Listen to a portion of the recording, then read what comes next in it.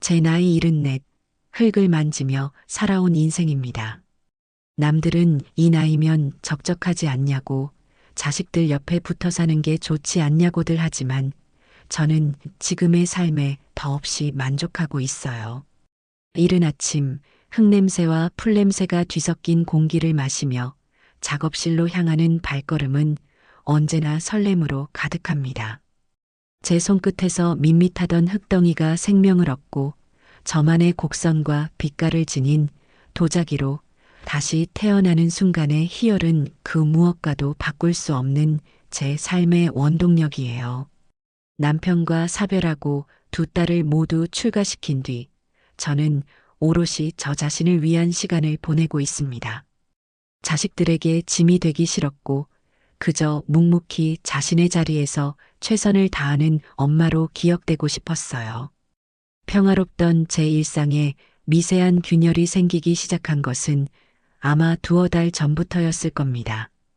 아들 태평이의 아내, 그러니까 제 며느리인 인미에게서 부쩍 연락이 잦아졌어요. 전에는 명절이나 생신이 아니면 전화 한 통 없던 아이였는데 요즘은 이틀이 멀다 하고 전화를 걸어왔습니다. 처음에는 그저 안부를 묻는 전화려니 생각했어요. 어머니, 별일 없으시죠? 건강은 괜찮으세요? 살가운 목소리였지만 그 너머에 느껴지는 어색함은 어쩔 수 없더군요. 저는 괜찮다, 늘 똑같다고 대답하며 전화를 끊곤 했습니다. 하지만 그 전화가 반복될수록 무언가 석연치 않은 느낌이 제 마음 한구석을 무겁게 짓눌렀어요. 며느리의 관심은 점점 더 집요해졌습니다. 어머니, 혼자 계시면 식사는 잘 챙겨 드세요? 반찬이라도 해서 보내드릴까요? 요즘 날씨도 굿은데 무릎 아프신 곳은 없으시고요? 마치 오랫동안 지극한 효심을 품어온 며느리처럼 굴었지만 그 목소리에는 진심 어린 걱정 대신 무언가를 떠보려는 듯한 의도가 교묘하게 숨겨져 있었어요. 저는 그 아이의 진짜 속셈이 무엇인지 알 수 없었지만 분명한 것은 그 관심이 결코 순수하지 않다는 것이었습니다. 제 삶을, 제 건강을 핑계 삼아 무언가를 통제하고 싶어 하는 욕망의 냄새가 났어요.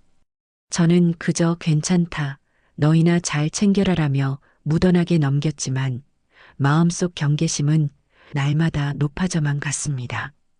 그러던 어느 날 오후 흙물을 닦아내며 잠시 숨을 고르고 있는데 또다시 며느리에게서 전화가 걸려왔어요.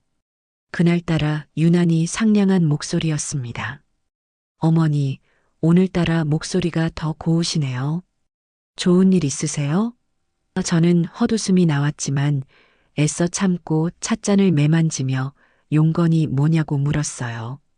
며느리는 잠시 머뭇거리더니 조심스럽게 하지만 준비된 대본을 읽는 것처럼 말을 꺼냈습니다. 어머니, 다름이 아니라 저희가 아는 변호사님이랑 이야기를 좀 나눠봤는데요. 요즘은 어머니처럼 재산이 좀 있으신 분들은 미리 성년후견인 제도를 알아두시는 게 좋대요. 순간 제 손이 허공에서 멈췄습니다. 성년후견인이라니요. 드라마에서나 보던 판단력이 흐려진 노인들의 재산을 자식들이 관리하게 해달라고 신청하는 바로 그 제도 말이띠. 저는 기가 막혀 아무 말도 할 수 없었어요.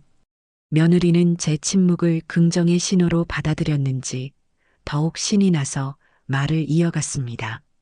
그래야 나중에 혹시라도 편찮으시거나 할 때 재산을 안전하게 지킬 수 있대요. 괜히 나쁜 사람들한테 사기당하시는 것보다 훨씬 낫잖아요. 그래서 말인데 저희가 어머니 후견인이 되어드리면 어떨까 해서요. 저희만큼 어머니를 위하는 사람이 또 어디 있겠어요? 그 말을 듣는 순간 온몸의 피가 차갑게 식는 것 같았습니다. 아, 이것이었구나. 그동안 나를 떠보던 수많은 전화와 거짓된 관심의 종착지가 바로 이것이었구나. 내 재산을, 내 삶의 주도권을 통째로 집어삼키려는 검은 속내를 효도와 보호라는 그럴싸한 말로 포장하고 있었던 거예요. 저는 떨리는 목소리를 애써 가다듬고 차갑게 말했습니다. 나는 아직 정신이 아주 또렷하단다. 내 재산은 내가 알아서 할 테니 너희는 그런 걱정일랑 붙들어 매렴. 제 단호한 대답에 며느리는 당황한 듯 잠시 말을 잇지 못하더니 이내 어머니, 저희가 다 어머니를 걱정해서 드리는 말씀이잖아요. 왜 그렇게 섭섭하게 말씀하세요라며 서운한 티를 내더군요. 저는 더 이상 그 아이의 가증스러운 목소리를 듣고 싶지 않아 그대로 전화를 끊어버렸습니다. 며느리와의 통화 이후 며칠 동안 마음이 지옥 같았어요. 평생을 바쳐 일궈온 내 삶과 재산을 저렇게 쉽게 넘보는 며느리도 괘씸했지만 그 옆에서 아무것도 모른 채 동조하고 있을 아들을 생각하니 가슴이 미어졌습니다. 내 아들 태평이는 심성은 착하지만 귀가 얇고 주관이 뚜렷하지 못한 아이였어요. 아마 며느리가 그럴듯한 말로 구슬리면 그대로 믿고 따랐을 것이 뻔했습니다. 아니나 다를까 그날 저녁 늦게 태평이에게서 전화가 왔어요. 엄마, 저녁에 잠깐 찾아뵈어도 괜찮아요? 드릴 말씀이 있어서요. 아들의 목소리는 어딘지 모르게 들떠 있었고 저는 직감적으로 올 것이 왔음을 느꼈습니다. 얼마 지나지 않아 현관문 초인종이 울렸고 문을 열자 서류 봉투를 손에 든 아들이 서 있었습니다. 아들은 멋쩍게 웃으며 집 안으로 들어섰어요. 식탁에 마주 앉자마자 아들은 기다렸다는 듯이 서류 봉투를 제 앞으로 밀었습니다. 엄마, 이거 한번 보세요. 임미한테 이야기 다 들으셨죠? 그의 눈은 저를 걱정하는 듯 했지만 그 이면에는 아내의 말을 맹신하는 어리석음과 저를 설득해야 한다는 조급함이 뒤섞여 있었어요. 저는 서류를 거들떠보지도 않고 아들을 똑바로 쳐다보며 물었습니다. 너는 이게 다 임미 머리에서 나온 생각이란 걸 정말 모르겠니? 아들은 제 말에 발끈하며 목소리를 높였어요. 엄마, 왜 자꾸 임미 탓만 하세요? 이건 임미 생각이 아니라 변호사님 생각이에요. 변호사님이 그러시는데 엄마는 이제 연세도 있으시고 혼자 사시는 게 힘들어 보인대요. 우리가 후견인이 되면 엄마 재산도 안전하게 지켜드리고 엄마 노후도 편안하게 모실 수 있다고요. 이게 다 엄마를 위한 길이에요. 아들의 입에서 나오는 모든 말은 며칠 전 며느리가 했던 말과 토씨 하나 다르지 않았습니다. 제 아들은 완전히 며느리의 꼭두각시가 되어 있었어요. 저는 깊은 한숨을 내쉬며 말했습니다. 태평아, 너는 지금 네 아내의 거짓말에 놀아나고 있는 거야. 나는 아직 내 몸 하나 건사할 힘도 있고 내 재산을 관리할 정신도 충분하단다. 너희 도움이 없어도 나는 내 노후를 충분히 책임질 수 있어. 하지만 아들은 제 말을 들으려 하지 않았습니다. 그의 눈에는 제가 마치 고집불통 늙은이로 보이는 듯 했어요. 엄마, 제발 고집 좀 그만 부리세요. 우리가 엄마 돈을 탐내는 것 같아요? 아니잖아요. 그냥 나중에 힘들어지실까봐 미리 대비하자는 거잖아요. 아들과의 대화는 평행선만 달릴 뿐이었어요.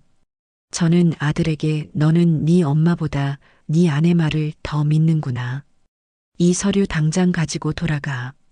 다시는 이런 이야기 꺼내지 말아라고 단호하게 말했습니다. 제 완강한 태도에 아들은 더 이상 저를 설득할 수 없다고 판단했는지 얼굴을 붉히며 자리에서 일어났어요. 엄마, 정말 실망이에요. 저희가 얼마나 엄마를 생각하는지 조금도 알아주지 않으시네요. 그는 그 말을 남기고 현관문을 거칠게 닫고 나가버렸습니다. 텅 빈 집안에 홀로 남은 저는 쿵쾅거리는 심장을 부여잡고 주저앉고 말았어요. 아들이 떠난 자리에 남은 것은 깊은 배신감과 서글픔 뿐이었습니다. 평화롭던 제 일상에 드리워진 검은 그림자는 생각보다 훨씬 더 거대하고 끈질겨 보였습니다. 그날 밤 저는 한숨도 잠을 이룰 수 없었습니다. 아들이 쿵 소리를 내며 닫고 나간 현관문은 제 심장에도 커다란 구멍을 낸 것 같았어요. 어둠 속에서 눈을 감으면 아들의 실망 가득한 얼굴이, 며느리의 탐욕스러운 목소리가 번갈아 떠올라 저를 괴롭혔습니다. 제가 평생을 바쳐 키운 아들입니다. 흙먼지 날리는 작업장에서 온종일 물레를 돌리고 가마를 짚이면서도 저는 태평이의 웃는 얼굴 하나에 모든 시름을 잊곤 했어요. 어릴 적 태평이는 유난히 정도 많고 속이 깊은 아이였습니다. 제가 고된 작업에 지쳐 툇마루에 앉아 있으면 작은 고사리 손으로 제 어깨를 주물러 주던 아이였어요. 엄마, 내가 나중에 커서 세상에서 제일 좋은 집 지어줄게. 그 앳된 목소리가 아직도 귓가에 선한데 그 아이가 어쩌다 저렇게 변해버렸을까요? 세상 누구보다 저를 이해하고 제 편이 되어주리라 믿었던 아들이었습니다. 그런데 그 아들이 이제는 제 목에 칼을 들이대는 며느리의 편에 서서 저를 압박하고 있었습니다. 억장이 무너진다는 게 어떤 기분인지 그 밤에 저는 뼈저리게 느끼고 있었어요. 거실을 서성이다 차가운 소파에 잠시 몸을 뉘어보고 다시 일어나 굳어버린 어깨를 주무르며 창밖을 내다보기를 수십 번 반복했습니다. 창밖의 세상은 칠흑 같은 어둠에 잠겨 있었지만 제 머릿속은 온갖 상념들로 소란스러웠어요. 며느리 임미가 태평이와 결혼하겠다고 처음 인사를 왔던 날이 떠올랐습니다. 상냥하게 웃으며 제 손을 잡던 그 아이의 서늘했던 손의 감촉, 과장되게 칭찬을 늘어놓던 목소리에서 어렴풋이 느꼈던 위화감을 왜 그때는 더 깊이 들여다보지 못했을까요? 모든 것이 제 불찰인 것만 같아 가슴이 답답했습니다. 시계의 초침 소리가 유난히 크게 들리는 밤이었어요. 어느덧 시계는 새벽 2시를 향해 느릿느릿 아주 고통스럽게 흘러가고 있었습니다. 온 세상이 깊은 잠에 빠진 그 고요한 시간에 제 정신만은 날카로운 비명처럼 깨어 있었죠. 이대로 있다가는 정말 미쳐버릴 것 같아 저는 차가운 물이라도 한 잔 마시기 위해 자리에서 일어났습니다. 바로 그때였습니다. 정적을 찢는 날카로운 소음이 심장을 관통하듯 울려 퍼졌어요. 띠리리리 띠리리리 현관 도어락 비밀번호를 누르는 소리였습니다. 정상적인 방문객이라면 초인종을 눌렀을 겁니다. 하지만 그 소리는 마치 자물쇠를 따려는 듯 비밀번호 버튼을 이리저리 마구잡이로 누르는 소리였어요. 누군가 저희 집 비밀번호를 여러 번 아주 다급하고 난폭하게 누르고 있었습니다. 저는 그 자리에 얼어붙고 말았어요. 심장이 목구멍까지 치솟아 쿵쾅거렸죠. 이 시간에 저를 찾아올 사람은 아무도 없었습니다. 두 딸은 멀리 미국에 있고 친구들과는 이런 야심한 시간에 서로를 찾는 법이 없었어요. 설마 하는 가장 끔찍한 예감이 등줄기를 타고 오싹하게 흘러내리는 순간 도어락은 이내 삑삑 하는 신경질적인 오리움을 여러 차례 내뱉기 시작했습니다. 그리고 곧이어 문을 주먹으로 세차게 두드리는 소리가 들려왔어요. 쿵, 쿵, 쿵, 쿵. 금방이라도 부서져라 문을 두드리는 소리와 함께 익숙하지만 지금은 너무나도 낯설게 느껴지는 목소리가 고래고래 소리를 질렀습니다. 엄마, 문 열어. 안에 있는 거 다 알아. 잠든 거 아니잖아. 왜 문 안 열어? 아들, 태평이었습니다. 불과 몇 시간 전 제게 실망이라며 소리치고 나갔던 바로 그 아들이었어요. 하지만 지금 그의 목소리에는 그때의 분노와 원망을 넘어선 무언가 섬뜩한 광기마저 서려 있었습니다. 술에 잔뜩 취한 목소리였어요. 저는 본능적으로 현관문에서 몇 걸음 뒤로 물러나 숨을 죽였습니다. 심장이 미친 듯이 방망이질 쳤지만 이상하게도 머리는 점점 더 차갑게 식어갔습니다. 그래, 올 것이 왔구나. 저 아이가 드디어 본색을 드러내는구나. 엄마, 인미가 아프다고. 엄마 때문에 스트레스 받아서 쓰러졌단 말이야. 지금 병원 응급실에 누워 있어. 엄마가 그깟 서류에 서명만 하면 되는 거잖아. 왜 사람을 이렇게 비참하게 만들어? 문 열어. 며느리가 아프다는 말에 순간 가슴이 철렁했습니다.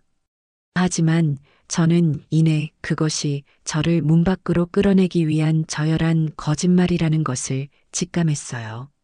만약 인미가 정말 응급실에 있다면 아들은 지금 병원에서 아내 곁을 지키고 있어야지 제 집 현관문 따위를 부수고 있을 리가 없었습니다. 지금 저 문을 여는 순간 저는 이성을 잃은 아들과 그를 조종하는 며느리가 파놓은 함정에 그대로 빠지게 될 터였어요. 아들의 행패는 점점 더 거세졌습니다. 이제는 주먹으로 문을 치는 것을 넘어 발로 차기 시작했어요. 쿵, 쾅. 낡은 현관문이 위태롭게 덜컹거리는 소리가 집 전체를 지진처럼 울렸습니다. 이웃들이 잠에서 깨지는 않을까, 경찰에 신고가 들어가지는 않을까 걱정이 되었지만 동시에 이 상황을 그대로 넘어가서는 안 된다는 강한 확신이 들었습니다. 이것은 단순한 아들의 술주정이 아니었어요. 재산을 노리고 어머니를 협박하는 명백한 패륜이었습니다. 저는 떨리는 손을 다른 손으로 꽉 붙잡아 애써 진정시키며 거실 소파 위에 놓여있던 제 휴대폰을 집어들었습니다. 그리고 망설임 없이 카메라 앱을 켜고 동영상 녹화 버튼을 눌렀어요. 화면 상단에 붉은색 녹화 버튼이 깜빡이는 것을 확인한 저는 휴대폰을 든 채 소리나지 않게 조용히 현관문으로 다가갔습니다. 그리고 인터폰 너머로 보이는 술에 취해 머리는 헝클어지고 얼굴은 증오로 잔뜩 붉어진 아들의 얼굴을 화면에 담으며 입을 열었어요. 제 목소리는 놀라울 만큼 침착하고 단단하게 울려 퍼졌습니다. 강태평? 지금 시간이 몇 시인 줄 아니? 새벽 2시가 넘었다. 술 취했으면 곱게 집에 가서 잠이나 자. 제 목소리를 들었는지 문을 차던 아들의 발길질이 잠시 멈췄습니다. 그는 인터폰 카메라 렌즈를 잡아먹을 듯이 노려보며 더욱 거칠게 소리쳤어요. 시끄러워. 문이나 열라고. 엄마가 이렇게 고집만 부리니까 인미가 아픈 거 아냐? 엄마가 인미를 죽이려고 하는 거라고. 책임져야 할 거 아냐? 저는 그의 무논리하고 파렴치한 행패에 더 이상 동요하지 않았습니다. 저는 휴대폰 카메라가 아들의 일그러진 얼굴과 못된 행동, 그리고 그의 입에서 나오는 모든 망언들을 남김없이 담고 있다는 사실에 의지하며 차분하게 그리고 또박또박 말을 이어갔습니다. 너는 지금 네 아내의 거짓말만 듣고 이 새벽에 술에 취해 찾아와 네 엄마 집 문을 부수려고 하고 있어. 이게 아들이 엄마에게 할 짓이니 나는 너를 용서할 수 없다. 너의 지금 이 행동은 명백한 협박이고 평온하게 사는 사람 집에 불안감을 조성하는 불법 행위야. 그리고 네가 뱉어내는 이 모든 말과 행동은 지금 남김없이 녹화되고 있단다.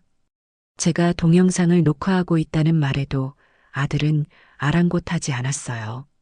이성을 완전히 상실한 듯 보였습니다. 오히려 더 자극을 받았는지 다시 문을 쿵 걷어차며 악을 썼습니다. 녹화? 마음대로 해. 녹화해서 뭐 어쩔 건데. 내가 내 엄마 집에 들어가겠다는데 누가 뭐래. 이게 다 엄마 재산 때문이잖아. 그놈의 돈이 뭔데 자식도 버리려고 해. 그 돈 가지고 죽을 때 싸갈 수 있을 것 같아?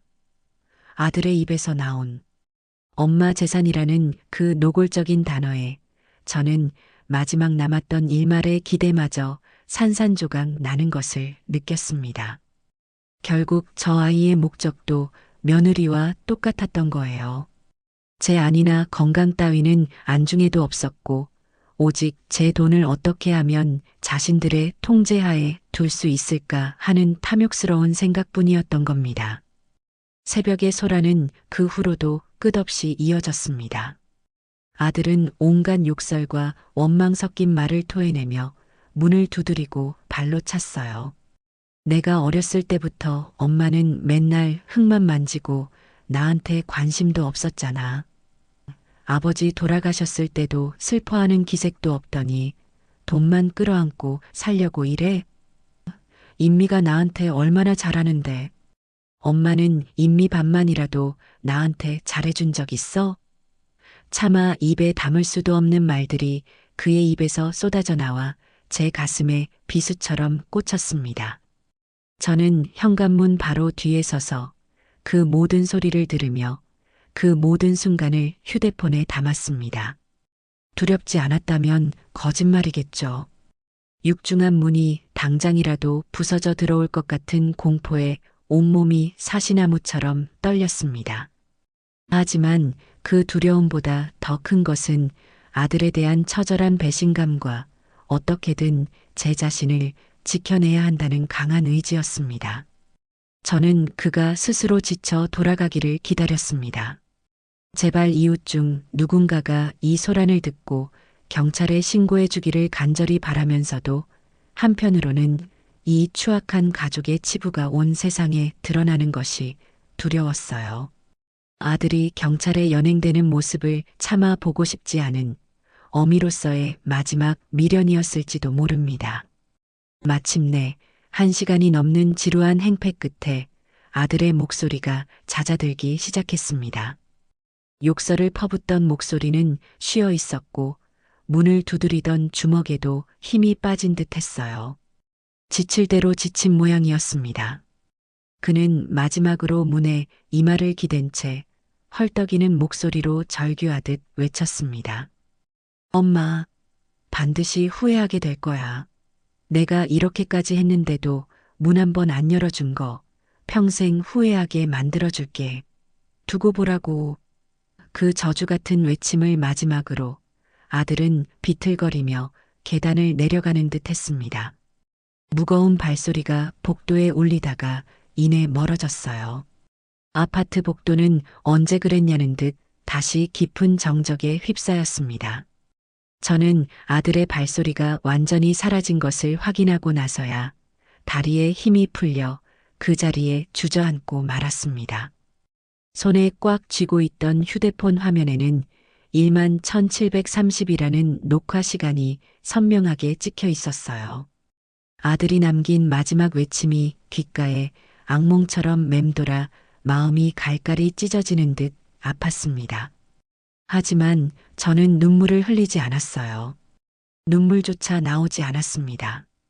대신 제 마음속에서는 무언가 단단하고 차가운 결심이 용암처럼 굳어지고 있었습니다. 제가 내린 결정이 옳았다는 확신, 그리고 이제는 정말 이 썩어버린 모자 관계를 완전히 끊어내야 한다는 서늘한 깨달음이었습니다. 오늘 새벽에 이 끔찍한 소란은 아들과 저의 영원한 단절을 알리는 장송곡이었던 겁니다.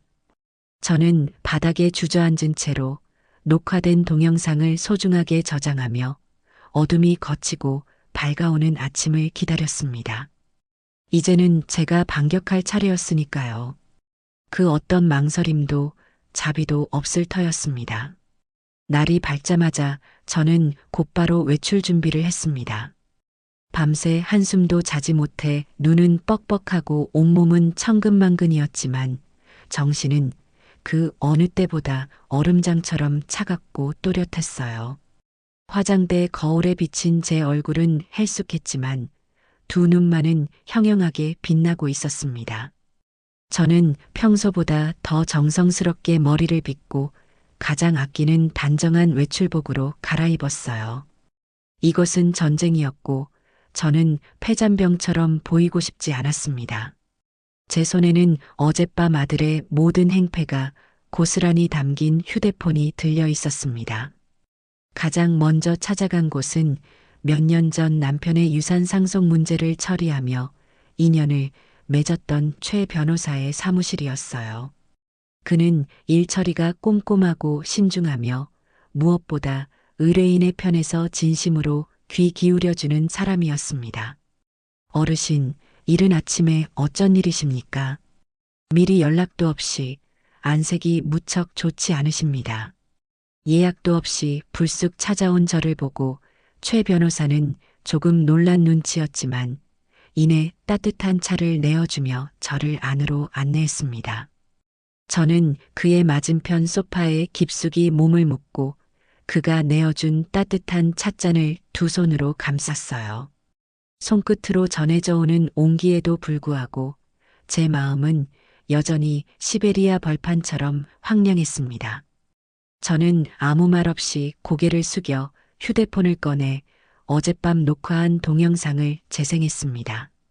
최 변호사의 조용한 사무실에는 새벽 내내 저를 공포로 몰아넣었던 아들의 고함과 욕설, 현관문을 걷어차는 굉음이 생생하게 가득 울려 퍼졌어요. 처음에는 의아한 표정으로 화면을 보던 최 변호사의 얼굴은 시간이 지날수록 점점 굳어갔습니다. 그의 표정은 놀라움에서 경악으로 그리고 이내 깊은 분노로 변해갔어요. 미간에는 깊은 주름이 잡혔고 다물린 입술에서는 단호한 기색이 느껴졌습니다. 1시간이 넘는 긴 영상을 그는 단 한마디 말도 없이 자세 하나 흐트러뜨리지 않고 끝까지 지켜보았습니다. 마침내 영상이 끝나고 사무실에 다시 정적이 찾아왔을 때 그는 착잡하고 비통한 표정으로 입을 열었어요. 이게 정말 어르신의 아드님이 하신 행동이 맞습니까? 도저히 믿을 수가 없습니다. 저는 말없이 고개를 끄덕였습니다.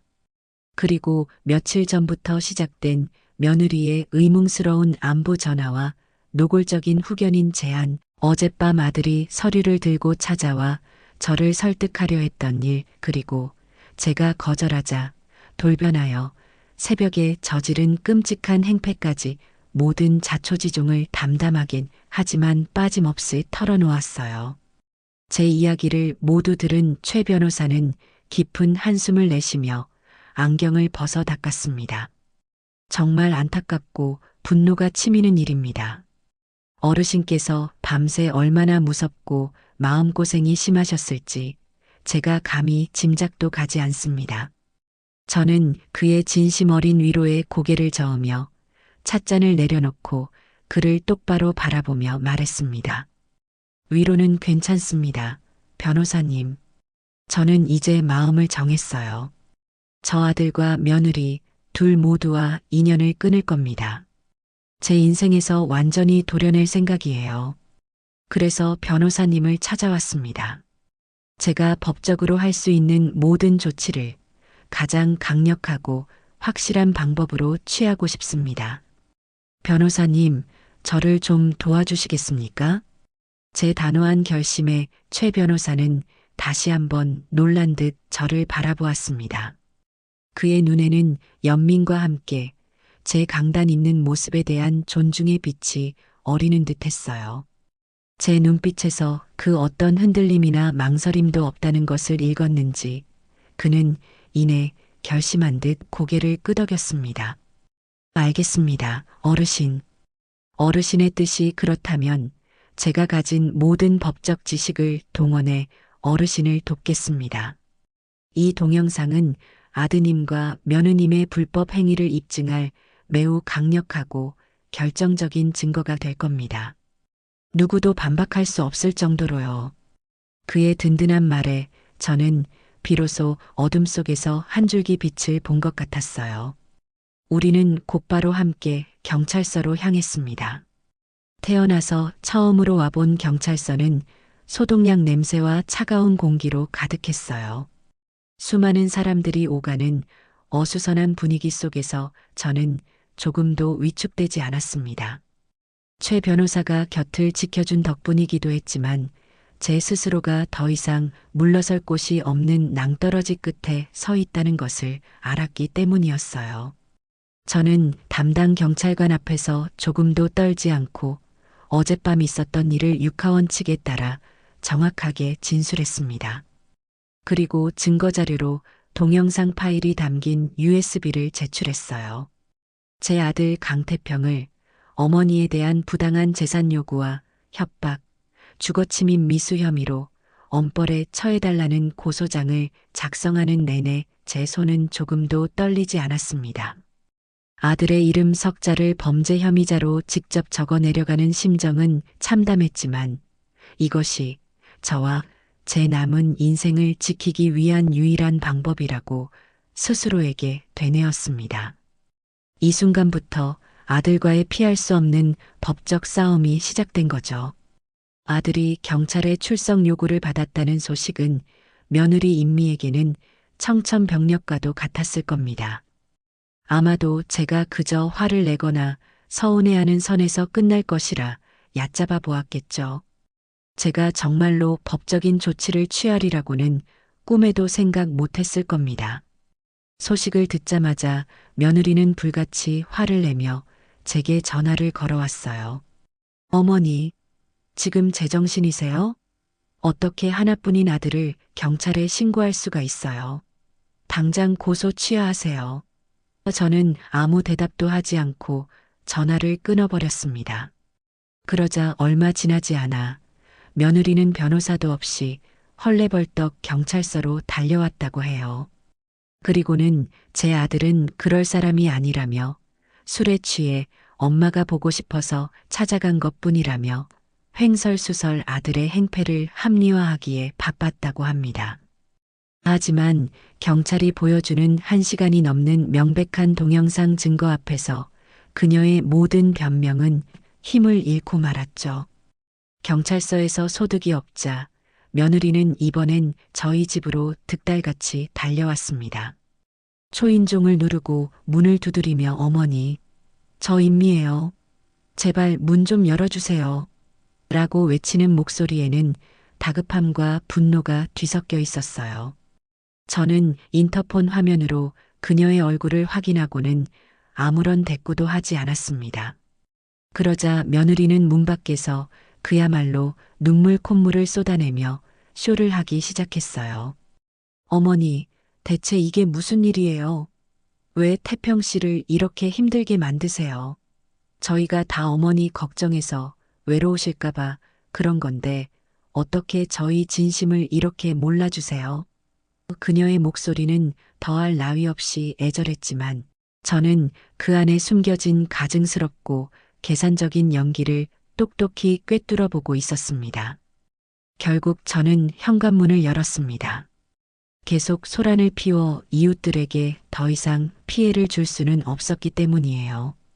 문이 열리자마자 며느리는 눈물 범벅이 된 얼굴로 어머니를 외치며 제게 달려들어 품에 안기려 했습니다.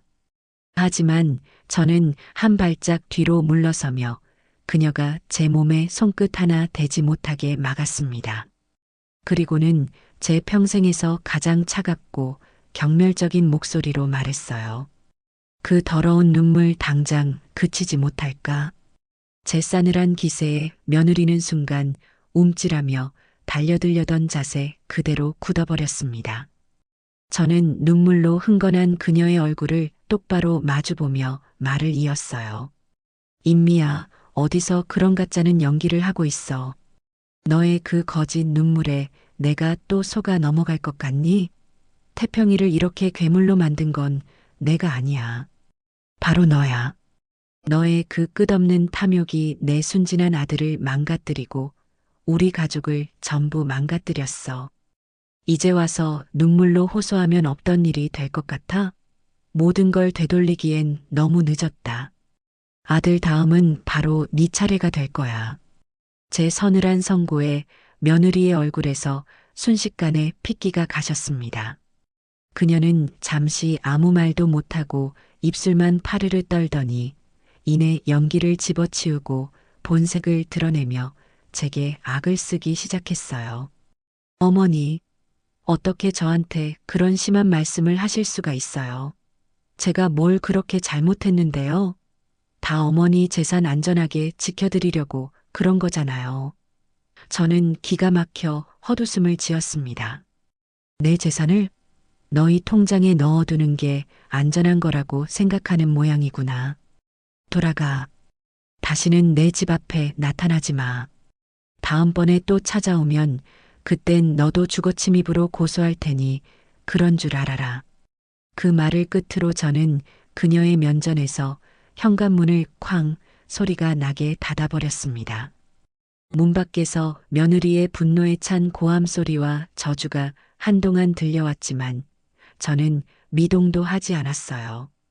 그 후 저는 최 변호사를 통해 법원의 아들과 며느리에 대한 접근금지 명령을 신속하게 신청했습니다.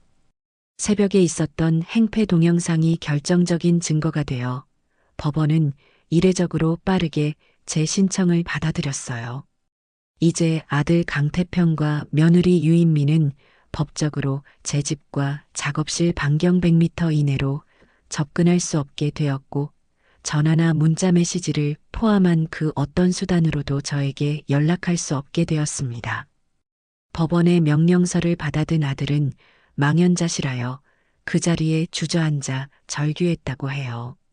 자신이 술김에 한 행동이 이렇게까지 큰 법적 제재로 돌아올 줄은 꿈에도 몰랐을 겁니다.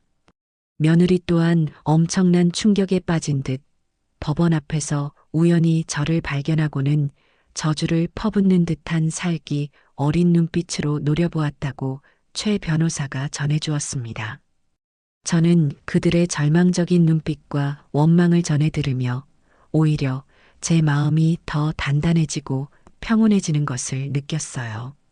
제가 내린 결정이 얼마나 옳았는지를 다시 한번 확신하게 된 순간이었습니다. 이것은 단순한 이별이 아니었어요. 저를 갉아먹고 병들게 하려 했던 기생충 같은 관계를 완전히 도려내는 고통스럽지만 반드시 필요한 외가적 수술이었습니다. 이제 저는 온전히 저 자신을 지키는 일에만 집중할 수 있게 된 겁니다. 법적으로 저에게 접근할 길이 완벽하게 막히자 며느리 인미는 더욱 교묘하고 비열한 방법을 사용하기 시작했습니다. 물리적인 힘으로 저를 굴복시킬 수 없게 되자 이제는 여론을 이용해 저를 사회적으로 매장시키려 한 것이었어요. 바로 소셜미디어, 즉 SNS를 이용한 감성팔이 여론전이었습니다. 며느리는 자신의 SNS 계정에 눈물 없이는 볼 수 없는 한 편의 소설을 써내려갔습니다. 나이 드신 어머니께 하루아침에 버림받은 불쌍한 아들, 그리고 억울한 며느리의 피눈물이라는 제목만 봐도 속이 뒤틀리는 글이었습니다.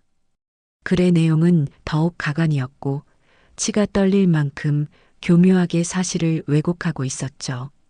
그녀는 저를 평생 자식들에게 무관심하고 오직 돈과 자기 일밖에 모르는 이기적이고 비정한 시어머니로 묘사했습니다.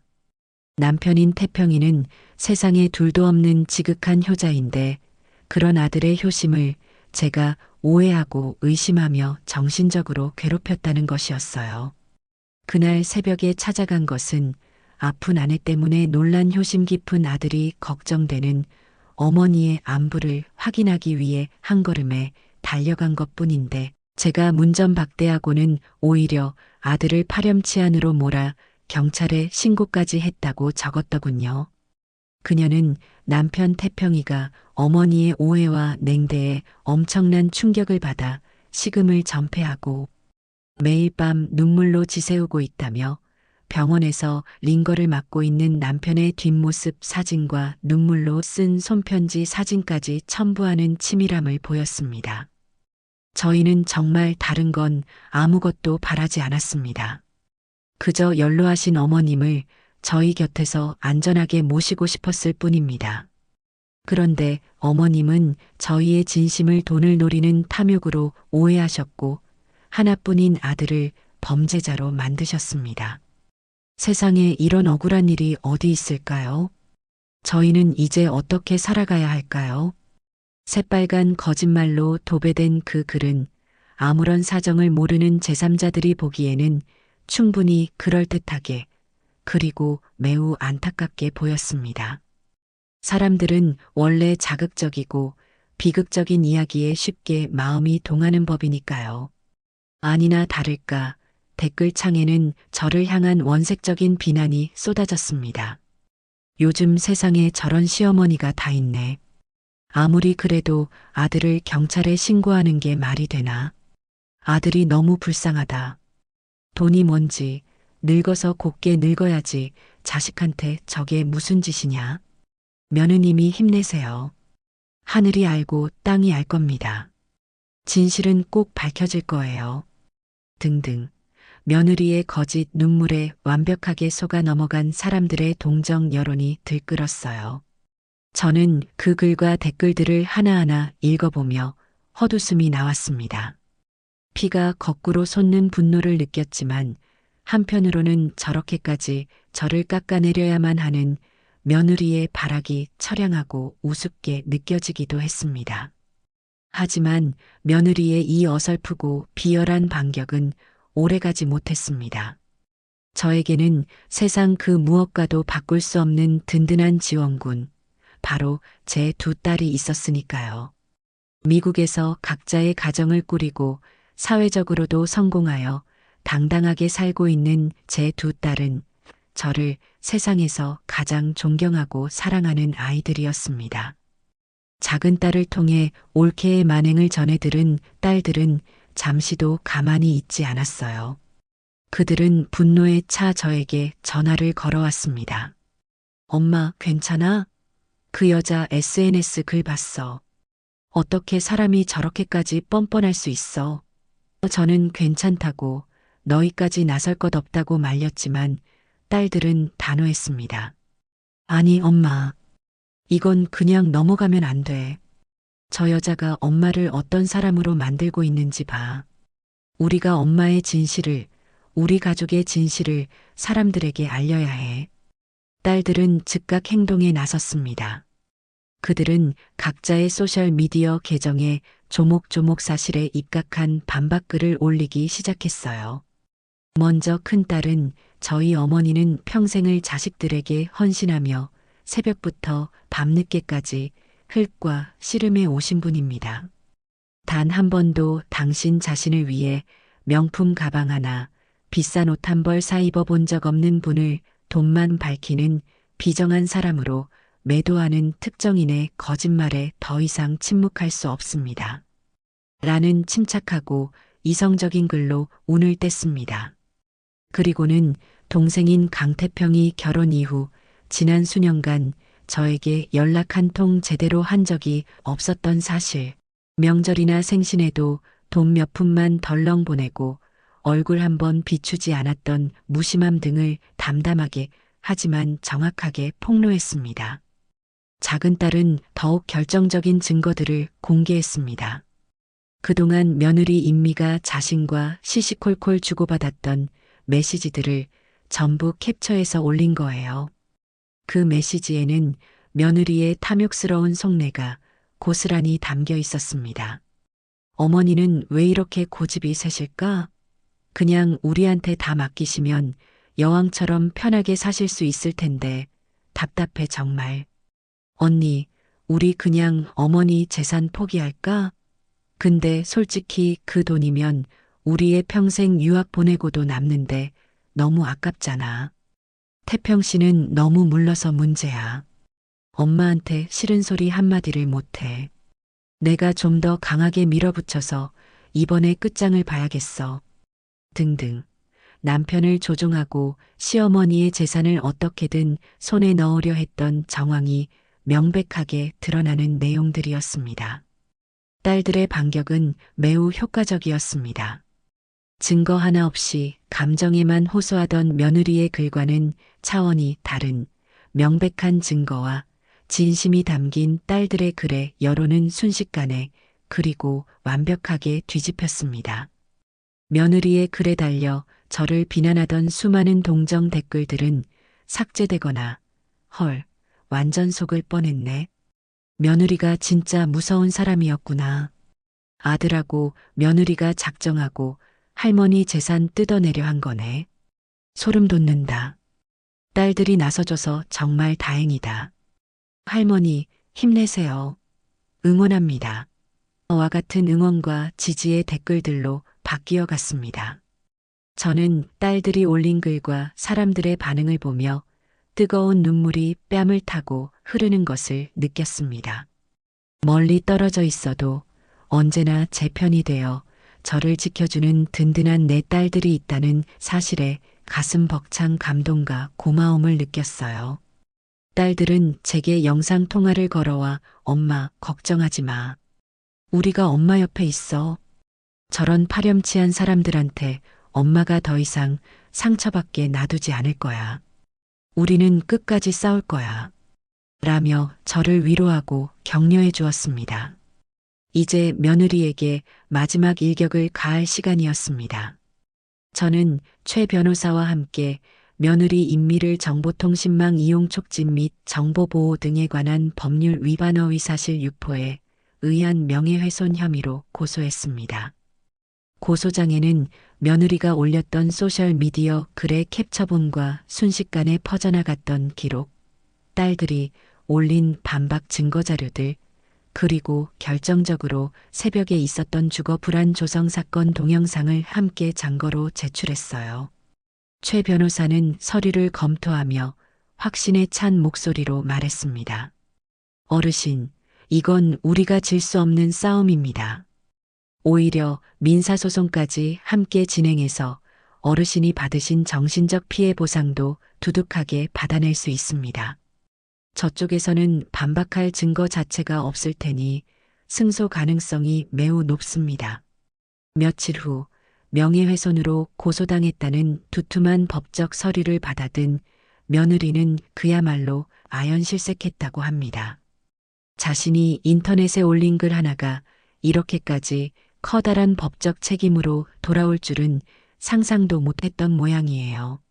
며느리는 겁에 질려 허둥지둥 소셜미디어에 글을 모두 내리고 결국에는 자신의 치부가 만천하에 드러난 계정 자체를 폐쇄해버렸습니다. 그녀의 비겁한 도망은 오히려 자신의 모든 주장이 거짓이었음을 스스로 인정한 꼴이 되고 말았죠. 이 사건은 삽시간에 친척들과 지인들 사이에 퍼져나가 아들과 며느리는 주변 사람들 사이에서 완전히 신뢰를 잃고 고립되었습니다. 재산을 탐내 연로하신 시어머니를 내쫓으려다 실패하고 심지어 인터넷의 거짓말로 여론을 조작하려다 망신만 당한 파렴치하고 교활한 부부로 낙인 찍힌 거예요. 며느리는 세상의 비난과 손가락질을 견디지 못하고 집 밖으로 한 발짝도 나오지 못한다는 소식이 들려왔습니다. 저는 그 소식을 들으며 조금의 동정심도 느끼지 않았어요. 그것은 모두 그들이 스스로 뿌린 씨앗을 거둔 지극히 당연한 결과였으니까요. 며느리의 어설프고 추악했던 반격은 그렇게 완벽하고 처참한 실패로 끝이 났습니다. 며느리의 어설픈 여론전이 완벽한 실패로 끝나고 세상의 비난이 오히려 아들과 며느리에게로 향하게 되자 제 주변은 거짓말처럼 고요해졌습니다. 법원의 접근 금지 명령 덕분에 더 이상 그들의 그림자를 제 삶에서 찾아볼 수 없게 되었죠. 하지만 제 마음은 편치 않았습니다. 이 모든 끔찍한 일들이 왜 일어났을까? 밤마다 홀로 작업실 의자에 앉아 곰곰이 생각해 보곤 했어요. 평화롭던 제 삶을 송두리째 뒤흔든 이 분쟁의 가장 깊은 뿌리에는 결국 돈이 있었습니다. 제가 평생을 바쳐 땀 흘려 일구어온 재산, 그것이 며느리의 탐욕에 불을 지폈고 어리석은 아들의 눈을 멀게 만들었던 겁니다.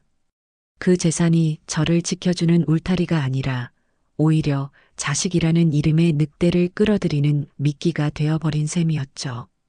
저는 더 이상 이 돈 때문에 제 남은 인생을 불안과 의심 속에서 보내고 싶지 않았습니다. 이 지긋지긋한 굴레를 제 손으로 완전히 끊어내야겠다고 마음먹었어요. 다음 날 저는 다시 최 변호사의 사무실을 찾아갔습니다. 저를 반갑게 맞이하는 그에게 저는 제 결심을 담담하게 털어놓았어요. 변호사님, 제 명의로 된 모든 자산을 정리하고 싶습니다. 제 말에 최 변호사는 의아한 표정을 지었습니다. 자산 정리라니요, 어르신? 혹시 사업을 확장하시려거나 다른 곳에 투자하실 계획이 있으십니까? 저는 고개를 가로저었습니다. 아닙니다. 투자나 사업 같은 거창한 것이 아니에요. 그냥 전부 처분하고 싶습니다. 제가 가진 부동산과 예금, 주식까지 전부요. 제 설명에도 최 변호사는 여전히 이해하기 어렵다는 표정이었습니다. 그는 조심스럽게 물었죠. 실례지만 갑자기 모든 자산을 처분하시려는 특별한 이유라도 있으신지요? 지금 어르신께서 보유하신 부동산들은 앞으로 가치가 더 오를 가능성이 높은 것들입니다. 섣불리 처분하시는 것은 손해가 될 수 있습니다. 저는 그의 눈을 똑바로 바라보며 제 속마음을 털어놓았습니다. 변호사님도 보셨지 않습니까? 제 아들 태평이가 저를 찾아와 그 끔찍한 행패를 부린 가장 큰 이유가 바로 제 재산 때문이었습니다. 그 돈이 아들을 괴물로 만들었고 저를 고통스럽게 만들었어요. 저는 이제 그 돈의 주인이 아니라 돈의 노예가 된 기분입니다. 이 돈으로부터 자유로워지고 싶어요. 그래서 제 손으로 모든 것을 정리하고 제 뜻대로 나누어주고 떠나고 싶습니다. 제 진심 어린 고백에 최 변호사는 한동안 아무 말도 하지 못했습니다. 그의 눈빛은 놀라움과 안타까움, 그리고 깊은 존경심이 뒤섞인 복잡한 빛을 띠고 있었어요. 그는 잠시 생각에 잠기더니 이내 단호한 표정으로 고개를 끄덕였습니다. 어르신의 깊은 뜻을 이제야 알겠습니다. 어르신께서 그런 결정을 내리셨다면 제가 최선을 다해 돕겠습니다. 법적으로나 행정적으로 가장 안전하고 확실한 방법으로 어르신의 자산을 정리해 드리겠습니다. 그날부터 저와 최 변호사는 제 모든 자산을 정리하는 대대적인 작업에 착수했습니다.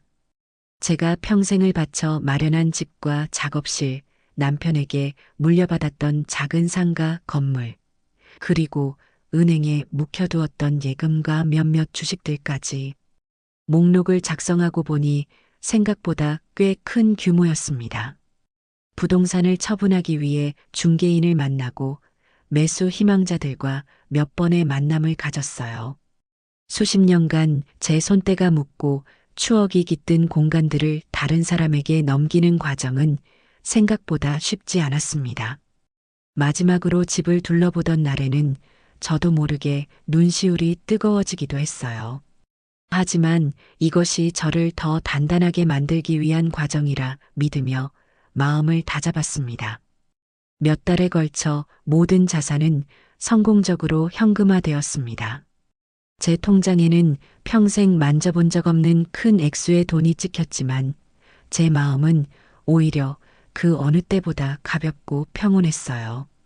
이제 이 돈을 어떻게 나눌 것인가 하는 마지막 과제가 남아 있었죠. 저는 곧바로 변호사와 함께 공증 사무실을 찾아가 새로운 유언장을 작성했습니다. 기존의 유언장은 아주 오래전에 남편과 함께 작성했던 것으로 두 딸과 아들에게 재산을 공평하게 나누어 준다는 내용이 담겨 있었어요. 저는 그 낡은 유언장을 제 손으로 찢어버렸습니다. 그리고 한 글자 한 글자 제 마지막 의지를 담아 새로운 유언장을 써내려갔습니다. 새로운 유언장의 첫 번째 내용은 아들 강태평에 관한 것이었습니다. 아들 강태평에게는 단 한 푼의 유산도 상속하지 않는다. 저는 망설임 없이 그 문장을 적었습니다. 이것은 분노나 복수심 때문이 아니었어요. 돈이 사람을 얼마나 망가뜨릴 수 있는지 제 눈으로 똑똑히 보았기에 그 아이에게 남겨질 유산은 축복이 아니라 오히려 독이 될 것이라 확신했습니다. 스스로의 힘으로 땀 흘려 돈을 버는 것의 가치를 깨닫게 해주는 것이 어미로서 제가 해줄 수 있는 마지막 가르침이라 생각했어요. 다음으로 두 딸에게는 그들이 앞으로 살아가는데 부족하지 않을 만큼, 하지만 사치스럽지 않을 만큼의 재산을 남겨주었습니다.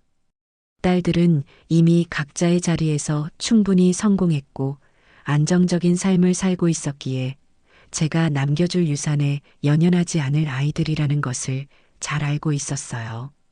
제 결정을 전해 들은 딸들은 오히려 엄마, 저희는 괜찮아요. 엄마가 편안하고 행복하게 쓰세요. 그게 저희의 가장 큰 바람이에요. 라며 저를 지지해 주었습니다. 그 따뜻한 마음에 저는 다시 한번 깊은 감사를 느꼈어요. 그리고 남은 재산의 대부분은 제가 평생 마음에 품고 있었던 한 복지재단에 기부하기로 결정했습니다. 그곳은 부모에게 버림받은 아이들을 돌보고 그들이 건강한 사회의 일원으로 성장할 수 있도록 돕는 단체였어요. 제 남편과 제가 젊은 시절부터 후원해왔던 곳이기도 합니다. 제 불행한 가족사가 오히려 세상의 가장 약한 아이들에게는 희망의 씨앗이 될 수 있다고 생각하니 가슴 벅찬 기쁨이 밀려왔습니다. 제 재산은 이렇게 저의 온전한 의지대로 가장 가치 있는 곳에 쓰이도록 정리되었습니다. 모든 정리를 마친 후 저는 최 변호사를 통해 아들 태평이와 며느리 임미에게 마지막 통보를 했습니다. 우편함에 꽂히는 평범한 편지가 아닌 법적인 효력을 지니는 내용 증명 우편의 형태로 말이죠. 그 서류에는 저의 단호한 의지가 담긴 몇 문장이 전부였습니다. 강태평, 유인미에게 나는 오늘부로 당신들과 부모와 자식, 시어머니와 며느리로서의 모든 인연을 끊을 것을 통보한다. 앞으로 다시는 나를 찾아오거나 연락하지 말아주길 바란다. 또한 나의 모든 재산은 나의 자유로운 의지에 따라 이미 정리가 완료되었음을 알린다. 이 내용 증명이 그들에게 도착한 날, 제 전화기는 불이 나기 시작했습니다. 발신자는 아들 태평이었어요. 저는 전화를 받지 않았습니다. 그러자 음성 메시지가 쉴 새 없이 도착했어요. 처음에는 엄마, 이게 무슨 말이야. 전화 좀 받아봐. 라며 당황하던 아들의 목소리는 제가 계속 전화를 받지 않자 이내 울음 섞인 절규로 변해갔습니다. 엄마, 제발요. 제가 잘못했어요. 다시는 안 그럴게요. 제발 인연을 끊겠다는 말만은 하지 말아주세요. 엄마. 저는 소파에 앉아 스피커폰으로 울려 퍼지는 아들의 목소리를 아무런 감정 없이 들었습니다. 그의 눈물에는 진정한 반성보다는 상속받을 재산이 모두 사라졌다는 사실에 대한 절망감이 더 크게 느껴졌어요. 며느리 임미는 더욱 격분했습니다. 그녀는 차마 제게 직접 연락은 못하고 제 딸들에게 분노에 찬 장문의 문자 메시지를 보냈다고 해요. 어머니가 어떻게 우리한테 이러실 수 있어? 우리가 가만히 있을 것 같아? 하지만 그녀가 할 수 있는 것은 아무것도 없었습니다. 저의 모든 결정은 법적으로 아무런 하자가 없었고 그녀는 더 이상 제 인생에 개입할 그 어떤 권리도 자격도 없었으니까요. 저는 그날 밤 수십 년 만에 처음으로 아무런 걱정 없이 깊은 잠에 빠져들었습니다. 제 인생의 가장 무거운 족쇄를 풀어낸 기분이었습니다. 제가 재산을 모두 정리하고 아들 내외와 완벽하게 연을 끊은 후 얼마 지나지 않아 그들에게 또 다른 파국이 찾아왔다는 소식을 듣게 되었습니다. 그 소식은 최 변호사를 통해 전해졌어요. 제 아들 태평이가 운영하던 작은 사업체가 있었는데 그 사업체가 부도 직전에 몰렸다는 것이었습니다. 그리고 그 과정에서 며느리 임미가 숨겨왔던 진짜 비밀이 드러났다고 해요. 그동안 저는 며느리가 그저 사치가 심하고 돈 욕심이 많은 아이일 거라 짐작만 하고 있었습니다. 하지만 그녀는 제 상상을 훨씬 뛰어넘는 훨씬 더 대담하고 파괴적인 인물이었어요. 인미는 남편인 태평이 몰래 수년에 걸쳐 사업 자금을 야금야금 횡령해 왔던 겁니다. 처음에는 작은 액수로 시작했지만 점점 대담해져 나중에는 억 단위의 돈을 빼돌렸다고 해요. 그렇게 빼돌린 돈은 명품 쇼핑과 해외여행, 그리고 노름으로 전부 탕진했다고 합니다.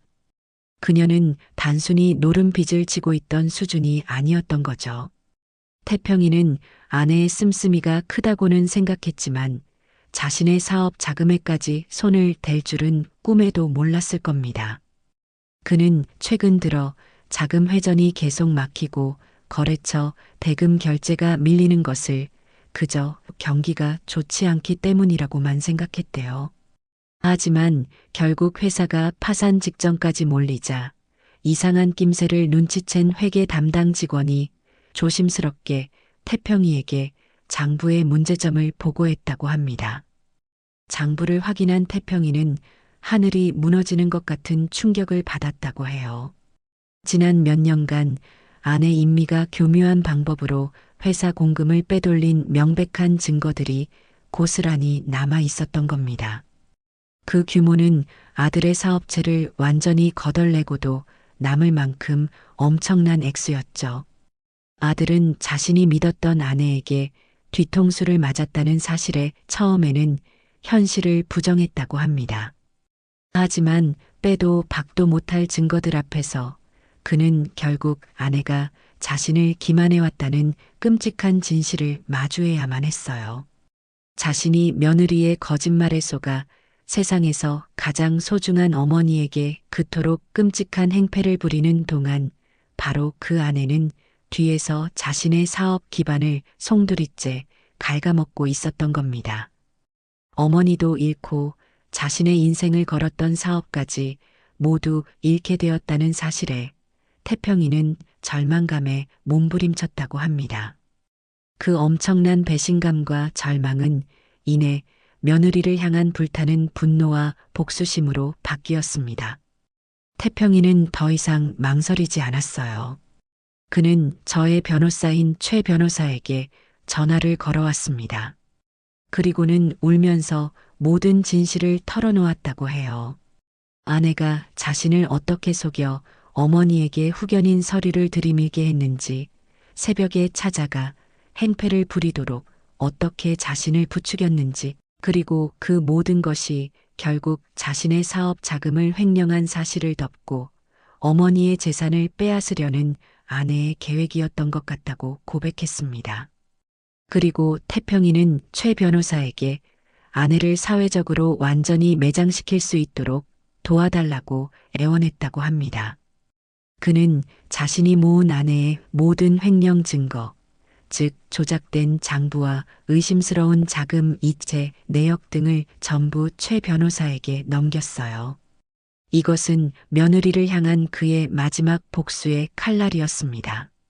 최 변호사는 이 자료들을 검토한 후 현재 진행 중이던 태평이의 주거침입 및 협박 사건 재판부에 증거 자료로 제출했습니다.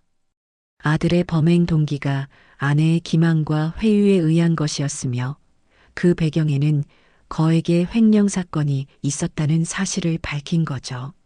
며느리 인미에 대한 횡령 혐의 재판이 열리던 날 법정은 그야말로 아수라장이 되었다고 합니다. 태평이는 증인으로 출석하여 차갑고 분노에 찬 눈빛으로 아내를 바라보며 그녀의 모든 범죄 사실을 낱낱이 증언했어요. 자신이 아내의 거짓말에 어떻게 속아 넘어갔는지, 그리고 아내가 자신의 사업 자금을 어떻게 빼돌려왔는지를 명백한 증거들과 함께 제시했습니다. 법정 방청석에 앉아있던 인미의 부모는 얼굴을 들지 못했고 법정의 모든 사람들은 경악을 금치 못했다고 해요. 자신이 저지른 모든 것이 들통나자 인미는 얼굴이 새하얗게 질려 그 자리에서 거의 실신할 지경이었다고 합니다. 궁지에 몰린 며느리는 결국 가장 어리석은 선택을 하고 말았습니다. 자신의 횡령 사실이 밝혀지고 구속영장이 발부될 것이 확실해지자 그녀는 해외로 도피를 시도한 거예요. 하지만 그녀의 모든 계획은 이미 남편인 태평이의 손바닥 안에 있었습니다. 태평이는 아내가 평소에 가고 싶어 하던 나라, 그리고 몰래 외화로 바꿔둔 돈이 있다는 사실까지 전부 파악하고 있었어요. 그는 아내의 출국 정보가 뜨자마자 곧바로 경찰에 신고했습니다. 며느리 임미는 공항 출국 심사대를 통과하려던 찰나 미리 대기하고 있던 경찰들에게 현장에서 긴급 체포되었습니다. 수많은 사람들이 지켜보는 앞에서 수갑이 채워지는 그녀의 모습은 공항에 있던 기자들의 카메라에 고스란히 담겼죠. 그녀의 체포 소식은 곧바로 그날 저녁 뉴스에 대서특필되었습니다. 시어머니 재산 탐낸 며느리, 남편 사업 자금 수십억 횡령 후 해외 도피 시도하다 공항서 체포라는 자극적인 제목의 기사가 모든 언론을 도배했어요. 모자이크 처리되었지만 누구인지 알아볼 수 있을 정도의 그녀의 초라한 모습은 그녀가 스스로 자초한 비참한 결말을 온 세상에 알리는 신호탄과도 같았습니다. 저는 거실 소파에 앉아 텔레비전 화면을 통해 그 모습을 덤덤하게 지켜보았습니다. 동정심은 들지 않았어요. 그저 인과응보라는 네 글자만이 제 머릿속을 맴돌 뿐이었습니다. 며느리 유인미에 대한 재판이 열리는 날, 법원은 수많은 기자들과 사람들의 관심으로 북적였습니다. 세간의 이목이 집중된 사건이었기 때문이죠.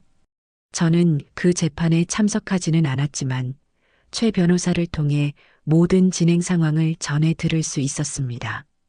그날 재판의 가장 중요한 증인은 바로 제 아들 강태평이었습니다. 증인석에 선 아들은 이전에 오만하고 어리석던 모습은 온데간데 없고 완전히 망가져버린 한 남자의 모습이었다고 해요. 그는 재판 내내 고개를 숙인 채 자신의 죄를 뉘우치는 뼈아픈 증언을 힘겹게 이어갔습니다. 그의 목소리는 작게 떨렸지만 그가 뱉어내는 말 한마디 한마디에는 뼈저린 후회와 자기 혐오가 담겨 있었다고 합니다. 존경하는 재판장님, 피고인 유인미는 저의 아내였습니다. 그리고 저는 세상에서 가장 어리석은 남편이자 가장 끔찍한 아들이었습니다.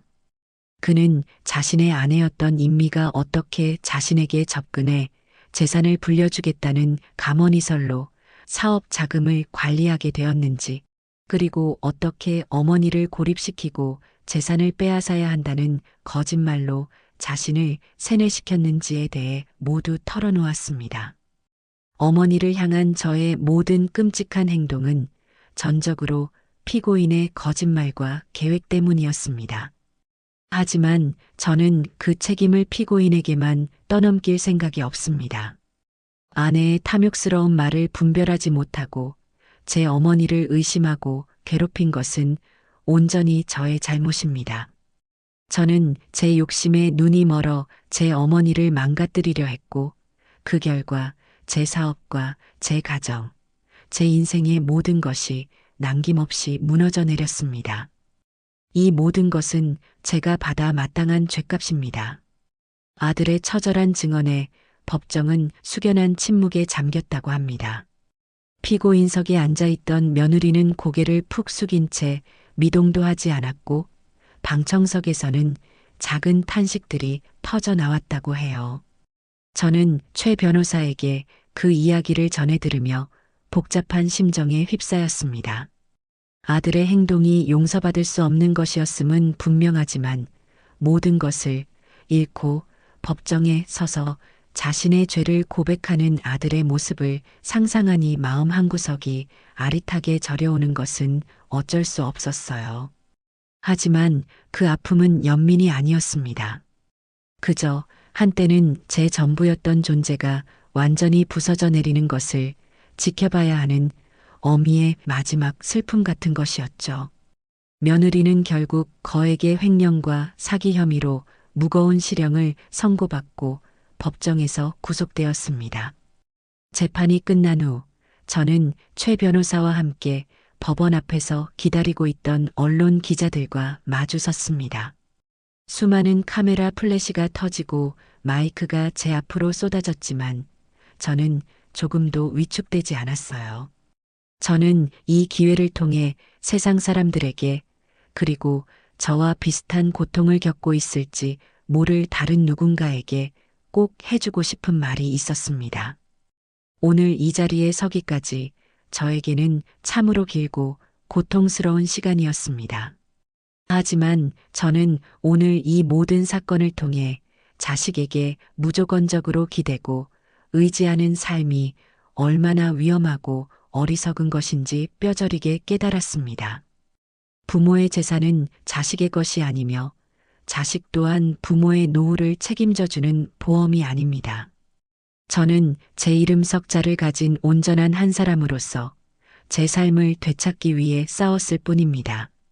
그리고 저의 그 결정에 단 한순간의 후회도 없습니다.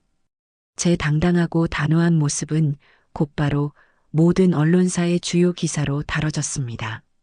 자식의 탐욕에 맞서 자신의 삶을 되찾은 용감한 어머니, 재산보다 인간으로서의 존엄을 선택하다와 같은 제목의 기사들이 쏟아졌고 수많은 사람들이 인터넷 댓글과 기사를 통해 저의 용기에 아낌없는 박수와 지지를 보내주었어요.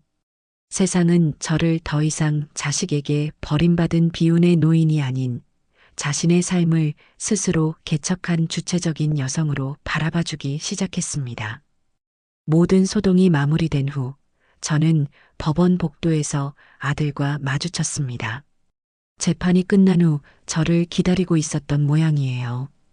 헬쑥하고 초췌해진 아들은 저를 보자마자 다리에 힘이 풀린 듯 그 자리에 털썩 주저앉았습니다. 그리고는 제 앞으로 기어오다시피 다가와 차가운 바닥에 이마를 대고 무릎을 꿇은 채 오열하기 시작했어요. 엄마 저를 용서해 주세요. 제가 정말 잘못했습니다. 제발 저를 한 번만 용서해 주세요, 엄마. 아들의 애절한 울음소리가 텅 빈 복도에 울려 퍼졌습니다. 주위의 몇몇 사람들이 저희를 쳐다보는 시선이 느껴졌지만 저는 아랑곳하지 않았어요. 저는 무릎 꿇고 우는 아들을 일으켜 세워주지 않았습니다. 그저 차갑고 무심한 눈으로 아들을 내려다볼 뿐이었죠. 한참을 울던 아들이 고개를 들고 눈물로 범벅이 된 얼굴로 저를 올려다보았을 때 저는 나지막하지만 분명한 목소리로 말했습니다. 강태평, 이제 그만 일어나거라.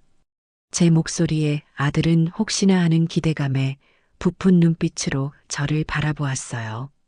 하지만 이어진 제 말은 그의 마지막 희망마저 완전히 꺾어버리는 비수와도 같았을 겁니다. 너는 너의 삶을 책임져야 해. 네가 저지른 잘못은 네 스스로 갚아야 하는 것이지 내 용서로 없어지는 것이 아니다. 그리고 나 또한 마찬가지다. 이제 나는 너의 어머니가 아닌 유신자라는 이름을 가진 한 사람의 인생을 살아갈 거야. 그러니 너도 이제 나를 엄마라 부르지 마라. 그 말은 아들과 저의 영원한 이별을 고하는 마지막 선언이었습니다. 아들의 눈빛이 절망으로 가득 차는 것을 똑똑히 보았습니다. 그는 무언가 말을 하려 했지만 차마 입을 떼지 못하고 그저 입술만 달싹이다 다시 고개를 떨구었어요. 저는 더 이상 아무런 미련 없이 꿋꿋하게 아들에게 등을 돌려 복도를 걸어 나갔습니다.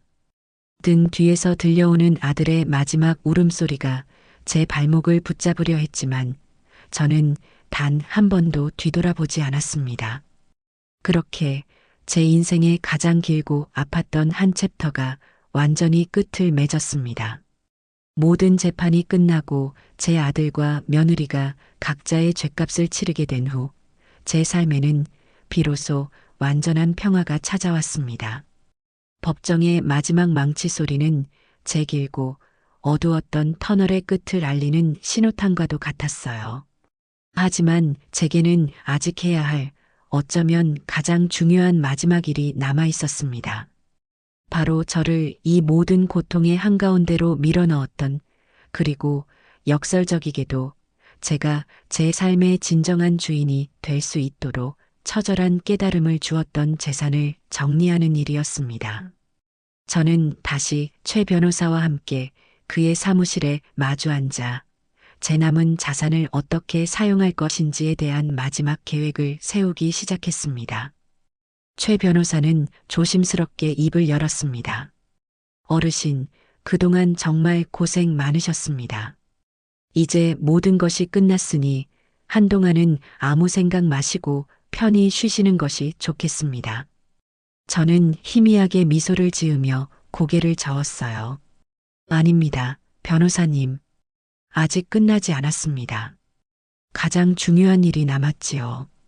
저는 가방에서 제가 직접 정리한 자산 목록과 처분 계획 초안을 꺼내 그의 앞에 펼쳐 보였습니다. 약속대로 제 재산을 사회에 환원할 생각입니다. 하지만 그 방법에 대해 변호사님의 지혜가 필요합니다. 최 변호사는 제 서류를 꼼꼼히 검토하며 물었습니다. 어르신, 계획을 보니 단순히 기존 복지단체에 기부하는 것을 넘어 무언가 구체적인 목표를 가지고 계신 듯합니다. 저는 고개를 끄덕였어요. 네, 맞습니다. 저는 이 돈이 그저 다른 사람들의 주머니로 흘러들어가 조용히 사라지는 것을 원치 않습니다.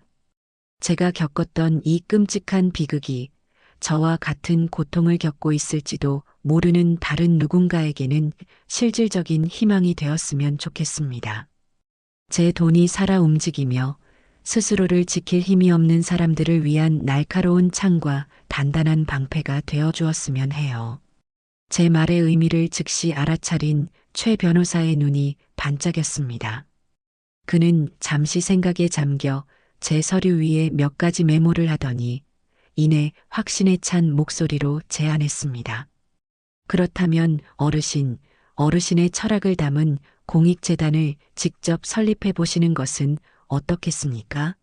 어르신의 이름과 경험을 걸고 시작한다면 그 어떤 단체보다 더 큰 진정성과 신뢰를 얻을 수 있을 겁니다. 그의 제안은 제 마음속에 희미하게 떠다니던 생각을 명확하고 단단한 형태로 만들어 주었습니다. 그래, 그것이었습니다. 단순한 기부로 끝내는 것이 아니라 제 의지와 철학을 담은 구심점을 만드는 것. 그것이야말로 제 재산을 가장 가치 있고 의미 있게 사용하는 방법이라는 강한 확신이 들었어요. 그날부터 우리는 유신자 재단 설립을 위한 구체적이고 지난한 준비에 들어갔습니다.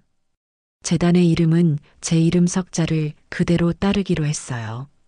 처음에는 제 이름을 내세우는 것이 쑥스러워 망설였지만 최 변호사는 제 이름이야말로 재단의 가장 큰 자선이 될 것이라며 저를 설득했습니다. 제 인생을 걸고 하는 일이라는 것을, 그리고 모든 책임을 제가 직접 지겠다는 것을 세상에 보여주어야 한다는 그의 말에 저는 고개를 끄덕일 수밖에 없었죠. 재단의 목적은 명확하고 단호하게 정했습니다. 자녀의 부당한 재산 요구와 정서적, 물리적 압박으로부터 고통받는 노인들을 위한 법률 상담 및 소송 지원, 가리고 심리 회복 프로그램 제공. 제가 겪었던 아픔을 다시는 다른 누군가가 겪게 해서는 안 된다는 절박함이 재단의 첫 번째 설립 이념이 되었습니다. 재단 설립 과정은 제 생각보다 훨씬 더 복잡하고 힘든 일이었습니다. 수많은 서류 작업과 행정 절차를 거쳐야 했고, 재단의 기틀을 함께 만들어 나갈 사람들을 찾는 것도 중요한 과제였죠. 저는 제 인생의 마지막 열정을 남김없이 불태우는 기분으로 모든 일에 직접 뛰어들었습니다. 최 변호사와 함께 밤을 새워가며 정관의 문구 하나하나를 다듬었고 재단이 나아갈 방향에 대해 수없이 많은 토론을 벌였어요. 이 사진에는 저와 최 변호사 외에도 인권 문제에 오랫동안 관심을 가져온 대학 교수님과 존경받는 지역 사회 원로 한 분을 어렵게 모셨습니다. 재단 사무실은 번화가에 높고 삐걱대는 빌딩이 아닌 도움이 필요한 어르신들이 지팡이를 짚고도 쉽게 찾아올 수 있는 조용한 동네의 한편 1층 상가를 얻어 마련했습니다. 사무실을 꾸미면서도 저는 문턱을 모두 없애고 어르신들이 편히 쉴 수 있는 푹신한 소파와 따뜻한 차를 마실 수 있는 작은 공간을 만드는데 가장 신경을 썼어요. 이곳이 법률사무소처럼 차가운 공간이 아니라 언제든 찾아와 하소연하고 위로받을 수 있는 사랑방 같은 곳이 되기를 바랐기 때문입니다. 무엇보다 심혈을 기울인 것은 재단과 함께할 사람들을 찾는 일이었습니다. 저는 실력만큼이나 따뜻한 마음을 가진 사람들을 원했어요. 수많은 지원자들을 직접 만나 면접을 보았고 마침내 2명의 보석 같은 젊은이를 찾을 수 있었습니다. 한 명은 제 사건 기사를 보고 깊은 감명을 받아 지원했다는 정의감 넘치는 젊은 여성 변호사였어요. 다른 한 명은 오랫동안 노인복지관에서 일하며 어르신들의 마음을 누구보다 잘 이해하는 경험 많은 사회복지사였습니다. 그들의 반짝이는 눈빛을 보며 저는 우리 재단의 밝은 미래를 확신할 수 있었죠. 마침내 수개월의 준비 끝에 유신자 재단이 세상에 첫 발을 내딛던 날, 저는 재단 현판식에서 수많은 기자들과 저를 지지해주는 사람들 앞에서 떨리는 목소리로 준비한 연설문을 읽어 내려갔습니다. 저는 오늘 제 남은 인생과 전 재산을 바쳐 이 재단을 세웁니다. 한때 제게는 족쇄였고 고통의 근원이었던 재산이 이제는 다른 누군가를 지키는 희망의 씨앗이 되기를 바랍니다. 이 작은 공간이 더 이상 자식에게 기댈 곳 없이 길거리로 내몰릴 위기에 처한 우리 시대의 모든 외로운 부모님들에게 마지막 희망의 보금자리가 되기를 바랍니다. 저희는 돈이 아니라 사람을 지킬 것입니다. 법의 힘으로 상처받은 당신들의 존엄을 지켜드리겠습니다. 제 이야기는 언론을 통해 다시 한번 세상에 알려졌고 수많은 사람들이 재단의 응원의 메시지와 함께 소중한 후원금을 보내주기 시작했습니다. 제가 내놓은 재산이 마중물이 되어 더 큰 사랑과 관심이 강물처럼 모여들기 시작한 거예요. 저는 매일 아침 재단으로 출근하며 한 분 한 분의 피눈물 어린 절박한 사연에 귀를 기울였습니다. 그들의 이야기는 제각기 달랐지만 세상에서 가장 믿었던 자식에게 배신당한 아픔과 처절한 상실감은 모두 똑같았습니다. 저는 그분들의 거칠어진 손을 잡아들이며 제 이야기를 들려주었어요. 그리고 결코 혼자가 아니라고, 이제 우리가 당신의 든든한 자식이 되어 마지막까지 함께 싸워드리겠다고 약속했습니다. 제 깊고 어두웠던 비극이 다른 사람들의 행복을 위한 씨앗으로 다시 태어나는 기적이었습니다. 재단 일이 어느 정도 자리를 잡아가자 저는 제 개인의 삶에도 가장 큰 변화를 주기로 결심했습니다. 아들과의 끔찍한 기억, 며느리와의 지긋지긋한 싸움이 모든 가구와 벽지에 얼룩처럼 깃들어 있는 그 낡은 집을 이제는 정말 떠나고 싶었어요. 저는 평생을 살아온 그 집을 팔았습니다.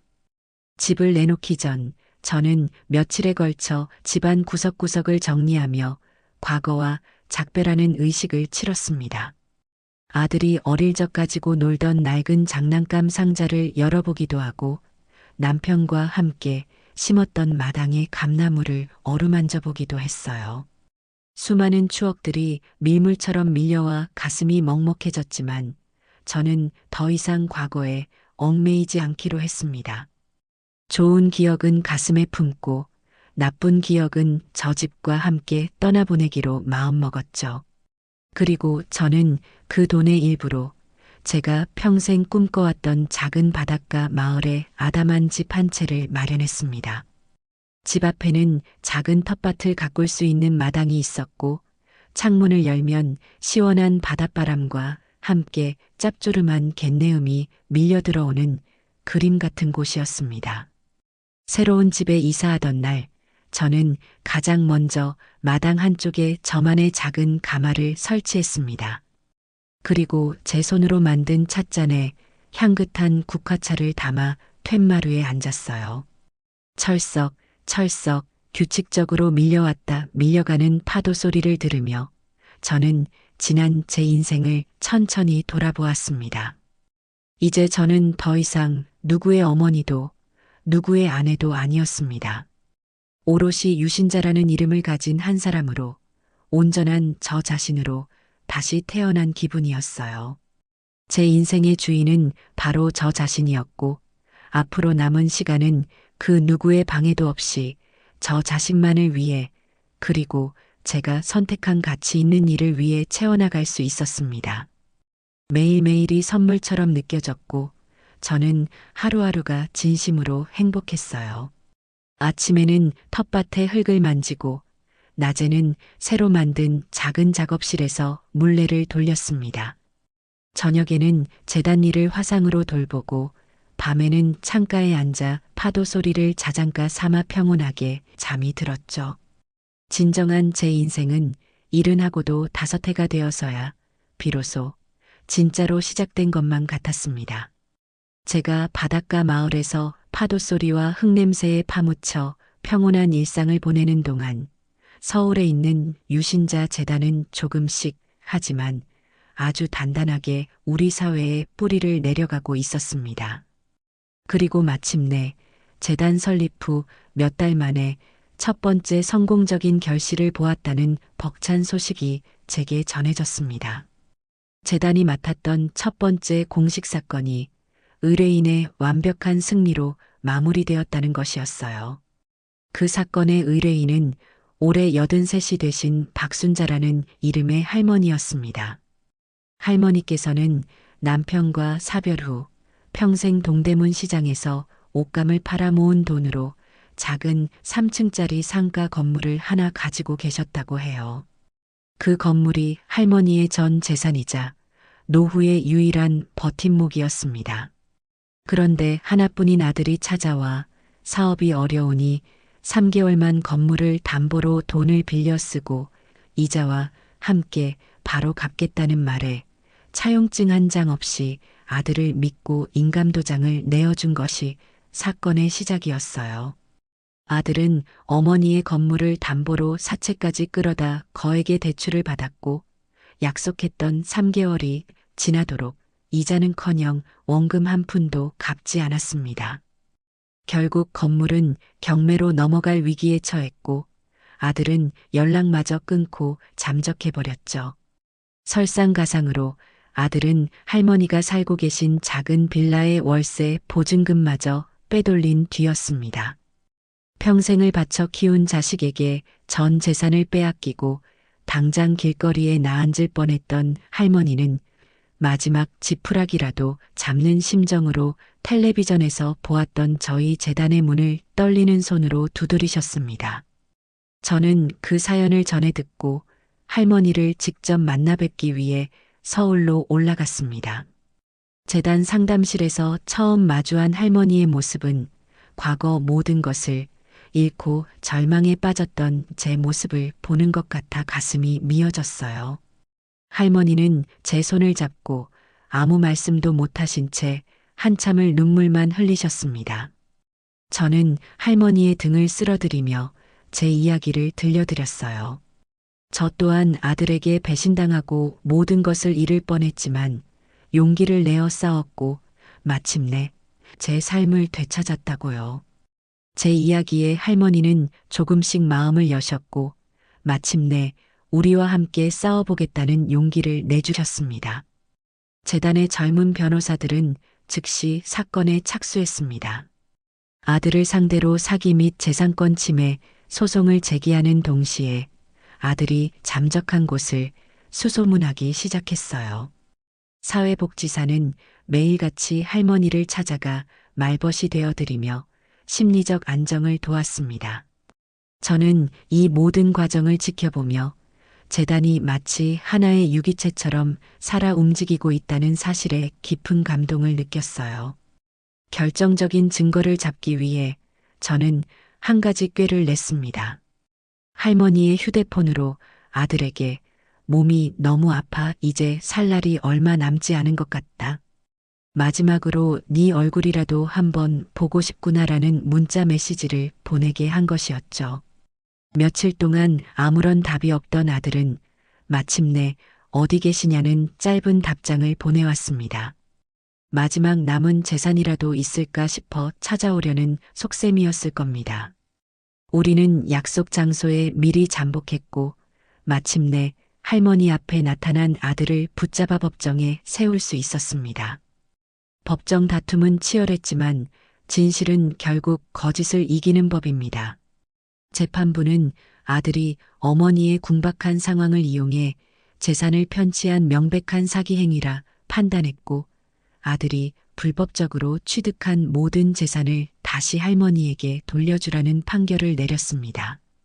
재산을 되찾은 할머니는 재단 사무실을 찾아와 저희 직원들과 제 손을 차례로 붙잡고 뜨거운 눈물을 흘리셨다고 해요. 내 인생을, 내 자존심을 다시 찾아줘서 고맙습니다. 죽기 전에 이 억울함을 풀게 해줘서 정말 고맙습니다. 이 소식은 한 시사 고발 프로그램을 통해 세상에 더욱 깊이 있게 알려졌습니다. 방송국에서는 저희 재단의 첫 번째 승소 사례를 어머니의 눈물이라는 제목으로 심층적으로 취재했고 저는 오랜만에 카메라 앞에 서서 인터뷰를 하게 되었어요. 저는 인터뷰에서 이렇게 말했습니다. 이것은 저희 재단의 승리가 아닙니다. 평생을 정직하게 살아오신 한 어머니의 간절한 진실이 승리한 것입니다. 저희는 그저 그 진실 옆에서 작은 등불 하나를 보탰을 뿐입니다. 이 땅의 모든 자식들에게 고합니다. 부모님의 재산은 당신들의 것이 아닙니다. 부모님의 남은 인생을 존중하십시오. 앞으로도 저희 재단은 이 땅의 모든 상처받은 부모님들 곁에서 그분들의 가장 든든한 마지막 자식이 되어드릴 것입니다. 방송이 나간 후 사회적인 파장은 상상 이상으로 컸습니다. 사람들은 저와 저희 재단의 활동에 아낌없는 찬사와 격려를 보내주었고 저는 어느새 노인들의 영웅, 우리 시대의 진정한 어른이라는 과분하고도 쑥스러운 칭호를 얻게 되었습니다. 도움을 요청하는 어르신들의 전화가 재단에 빗발쳤고 재단의 뜻에 함께하고 싶다는 젊은 변호사들과 후원자들의 연락도 끊이지 않았어요. 저의 작은 날갯짓이 세상을 조금이나마 더 따뜻하고 정의로운 곳으로 만드는 거대한 태풍이 되어가고 있었습니다. 그러던 어느 날 저녁 저는 거실에서 무심코 텔레비전을 보다가 화면 속에서 너무나도 익숙한 얼굴을 발견하고는 저도 모르게 손에 들고 있던 찻잔을 내려놓았습니다. 한 방송사의 휴먼 다큐멘터리 프로그램이었는데 인생의 밑바닥까지 떨어졌다가 다시 재기를 위해 노력하는 사람들의 삶을 조명하는 내용이었어요. 화면 속에서는 수많은 인부들이 이른 새벽부터 땀을 뻘뻘 흘리며 공사 현장에서 무거운 철근을 나르고 있었습니다. 그리고 그들 중 한 명, 안전모 밑으로 비어져 나온 머리카락이 땀에 흠뻑 젖고 얼굴에는 시멘트 가루와 고단함이 잔뜩 묻어있는 한 남자가 클로즈업 되었습니다. 제 아들 태평이었습니다. 그는 이전보다 훨씬 마르고 얼굴은 새까맣게 그을려 있었지만 틀림없는 제 아들이었어요. 사업은 완전히 망했고 빚더미에 올라앉았다는 소식은 어렴풋이 전해 들었지만 저렇게 힘든 육체 노동을 하며 하루하루를 살아가고 있을 줄은 몰랐습니다. 그는 잠시 허리를 펴고 하늘을 올려다보았는데 그의 텅 빈 눈빛에는 깊이를 알 수 없는 슬픔과 후회가 가득 담겨 있었습니다. 그 모습을 보는 순간 제 가슴 한쪽이 쿡 하고 날카롭게 쑤셔오는 것을 느꼈어요. 아무리 모진 말로 인연을 끊어냈다지만 제 배 아파 낳은 자식이 저렇게 고생하는 모습을 보니 마음이 아픈 것은 어쩔 수 없는 천륜인가 봅니다. 하지만 저는 이내 고개를 저었습니다. 저것이 바로 그 아이가 스스로 짊어져야 할 삶의 무게였고 그 고통을 통해 진정한 어른으로 거듭나야 하는 과정이었기에 제가 대신 져줄 수도 져주어서도 안 되는 것이었어요. 저는 제가 내린 결정에 후회는 없었습니다. 그저 묵묵히 화면 속 아들의 모습을 끝까지 지켜볼 뿐이었습니다. 그날 밤 저는 잠을 이루지 못하고 서재의 낡은 책상에 앉아 편지지를 꺼내 들었습니다. 그리고 제 인생에서 아들에게 보내는 정말 마지막이 될 편지를 한 글자 한 글자 정성 들여 써내려갔어요. 태평아, 우연히 TV에서 너의 모습을 보았다. 너의 얼굴에는 지난날의 어리석음 대신 삶의 무게를 온몸으로 버텨내는 남자의 고단함이 서려 있더구나. 많이 힘들고 고돼 보였지만 다른 누구도 아닌 너 자신의 힘으로 땀 흘려 하루를 살아내는 모습이 어미의 눈에는 차라리 보기 좋았다. 지난날의 일들을 생각하면 나는 아직도 가슴 한쪽이 서늘해지곤 한다.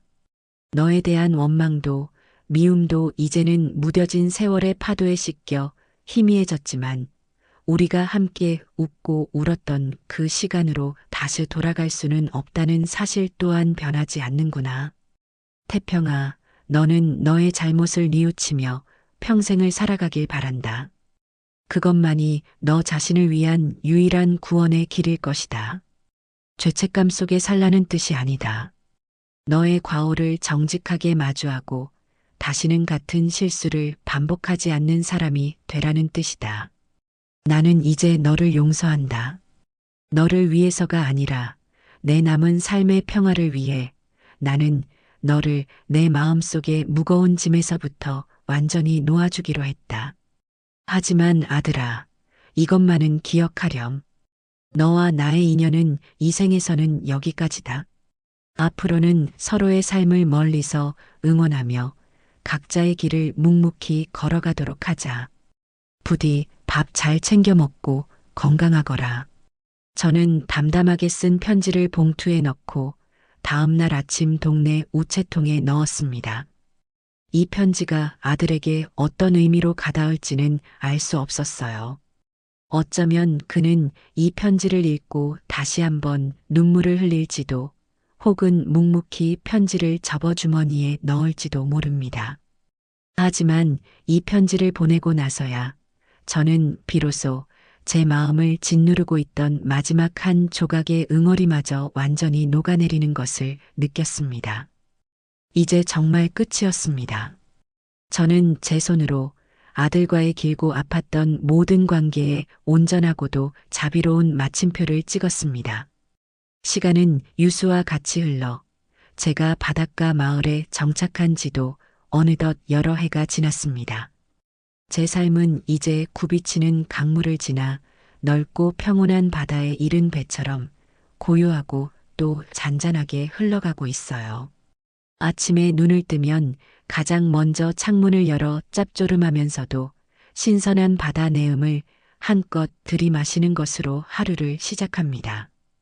텃밭의 방울토마토와 상추들은 하루가 다르게 쑥쑥 자라나 제 밥상을 건강하고 풍성하게 만들어주고 마당 한편에 자리한 작은 작업실의 가마에서는 매일같이 새로운 도자기들이 투박한 흙의 모습을 벗고 제가 원하는 고운 빛깔의 옷을 입은 채 다시 태어납니다.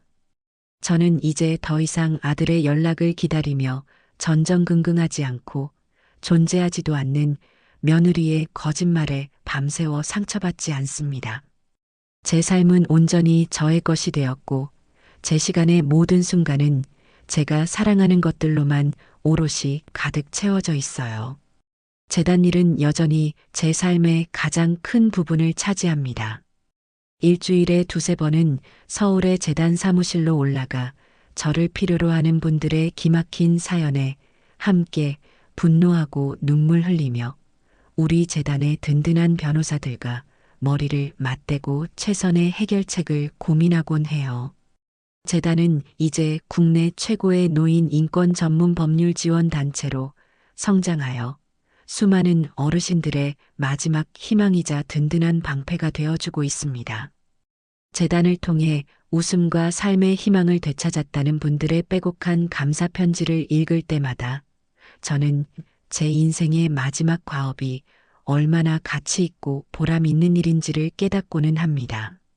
제 아픈 과거가 누군가에게는 희망의 증거가 될 수 있다는 사실에 저는 매일같이 감사하며 살아가고 있어요. 두 딸과는 그 어느 때보다 더 애틋하고 깊은 사이가 되었습니다. 아이들은 1년에 한두 번씩은 꼭 귀여운 손주들을 데리고 한국에 나와 제가 사는 바닷가 집에서 한참을 머물다 가곤 해요. 저희는 함께 텃밭에서 상추를 따고 해질 무렵에는 갯벌에 나가 조개를 캐고 저녁에는 마당에 모여 앉아 시끌벅적한 바비큐 파티를 엽니다. 딸들은 더 이상 저를 보호해야 할 약한 노인이나 걱정스러운 홀어머니로 대하지 않아요.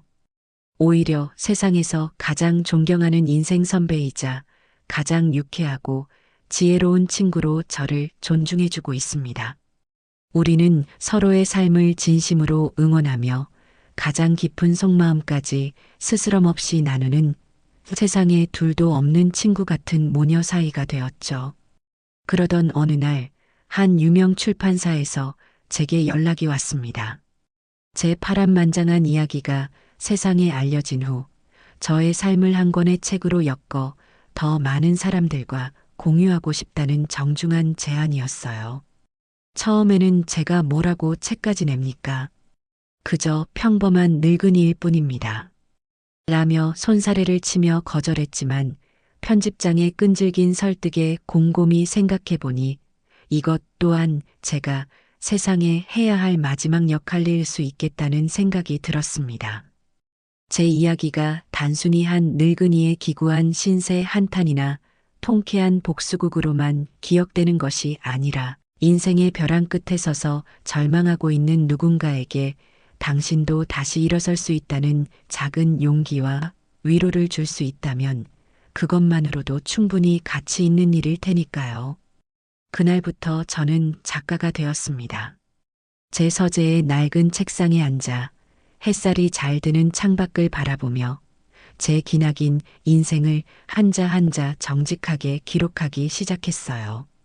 평화롭기만 하던 도예가의 삶에 서서히 드리워졌던 검은 그림자, 아들과 며느리의 추악한 탐욕, 제 평생의 악몽으로 남은 지옥 같았던 새벽의 행패, 그리고 제 자신과 존엄을 지키기 위해 벌였던 외롭고도 처절했던 싸움과 마침내 되찾은 온전한 나의 삶까지. 글을 쓰는 과정은 때로는 잊고 싶었던 과거의 아픈 기억을 다시 헤집는 고통스러운 일이기도 했지만 한편으로는 제 깊은 상처를 온전히 마주하고 따뜻하게 보듬어주며 스스로 치유하는 과정이기도 했습니다. 제 이야기는 그렇게 75, 나는 나를 되찾기로 결심했다라는 제목의 책으로 묶여 세상에 나왔고 감사하게도 많은 사람들의 뜨거운 공감과 사랑을 받았습니다. 저는 이제 도예가 재단 이사장에 이어 작가라는 새로운 이름까지 얻게 된 셈이죠. 오늘도 저는 어김없이 해질 무렵이 되자 가장 아끼는 제 손길이 닿은 찻잔에 향이 깊은 차를 담아 창가 의자에 앉았습니다. 창문 밖으로 보이는 서해의 노을은 언제 봐도 장엄하고 아름다워요. 붉게 타오르던 태양이 서서히 바다 너머로 자신의 몸을 감추며 온 세상을 황금빛과 찬란한 보랏빛으로 물들이는 풍경을 바라보고 있으면 제 마음도 더할 나위 없이 평온해집니다. 저는 문득 이런 생각을 했어요. 나의 삶은 지금 이 순간 완벽하게 행복하다. 물론 제 삶에는 칼로 도려낸 듯한 씻을 수 없는 상처와 지울 수 없는 아픔이 있었습니다. 하지만 그 상처가 있었기에 지금의 단단하고 지혜로운 제가 존재할 수 있었고 그 아픔을 온몸으로 이겨냈기에 지금의 평온한 행복이 얼마나 눈물겹게 소중한지를 알 수 있게 되었어요. 저는 제가 내린 그 어떤 결정에도 후회하지 않았고 그 결정들이 결국 저를 이끌어준 지금의 제 삶을 온전히 사랑하고 마음껏 즐길 수 있게 되었습니다. 저는 이제 더 이상 누구의 어머니도 누구의 아내도 아닌 제 이름 석자를 온전히 가진 한 사람으로서 당당하고 자유롭게 살아가고 있습니다. 그리고 이것이야말로 제가 평생을 찾아 헤맸던 진정한 행복의 의미라는 것을 저는 저물어가는 아름다운 노을을 온 마음에 담으며 다시 한번 깨닫고 있었습니다. 제 이야기는 여기서 끝이 납니다. 하지만 저 유신자의 진짜 인생은 지금부터 영원히 이토록 눈부시게 계속될 겁니다.